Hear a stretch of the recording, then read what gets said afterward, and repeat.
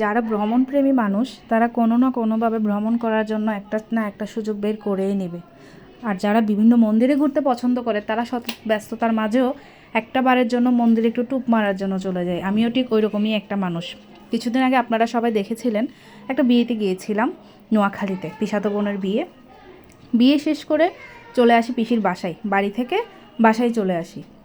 তো আসার পর পিসি বিকালে আয়োজন করেছিল বারবিকিউর।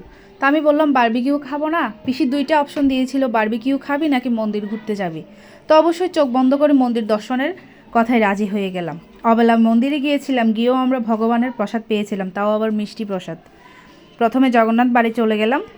জগন্নাথ বাড়ি থেকে ফিরে আমরা চলে যাব বাজারের দিকে। ওখানে একটা কালী মন্দির আছে, পাশে একটা ভোলানাথের মন্দিরও আছে। এই যে শ্রী শ্রী শ্যামাকালী মন্দির, এর পাশে আবার একটা নবগ্রহ মন্দিরও রয়েছে।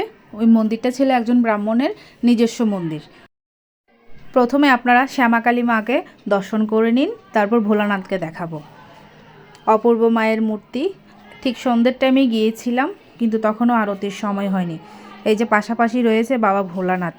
কিন্তু যখন আমরা ব্রাহ্মণের সেই নিজস্ব নবগ্রহ মন্দিরে গিয়েছিলাম তখন উনি ঠিকই সন্ধ্যা আরতি দিচ্ছিল, যার জন্য আমরা অনেকটা সময় গেটের বাইরে দাঁড়িয়েছিলাম। কারণ উনি যেহেতু আরতি করছিল, আরতি শেষ না করে তো আর আমাদেরকে গেট খুলে দিতে পারছিল না, যেহেতু এটা তার পারিবারিক মন্দির। এই যে দেখুন নবগ্রহ মন্দিরটা অসাধারণ ছিল।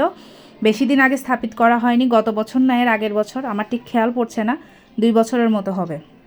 তারপর চলে গেলাম মুক্তকেশী মায়ের কাছে। অপূর্ব মায়ের রূপ, কি আর বলবো, মার রূপ নিয়ে বলার মতো কিছু নাই। যেখানেই যাই না কেন মাকে দেখে মুগ্ধ হয়ে যায়, চোখ মুখ যেন নিমিষেই শুদ্ধ হয়ে যায় মায়ের রূপ দেখে। আর এটা ছিল আমার পিসির বাসার সাথেই বাজারের উপর একটা কালী মন্দির।